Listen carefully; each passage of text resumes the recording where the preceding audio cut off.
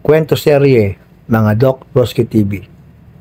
Si Juan ay bigla ang pumanaw at napunta ang kanyang kaluluwa sa impyerno. Sabi sa kanya ni Satanas, Juan, meron diyang 3 pinto. Pumili ka, yan ang parusa mo. Unang pinto, pagbukas ni Juan, tinatalupan ng buhay ang isang kaluluwa. Ayoko dyan. Patay lang nga ako eh. Tinatalupan pa ng buhay. Pangalawang pinto, nakita ni Juan, hinahampas ng bakal sa likod ang kaluluwa. Ayoko niyan, masakit yan. Pangatlong pinto, pagbukas ni Juan, binoblowjob ng magandang babae ang isang demonyo. Sabi ni Juan, gusto ko dito.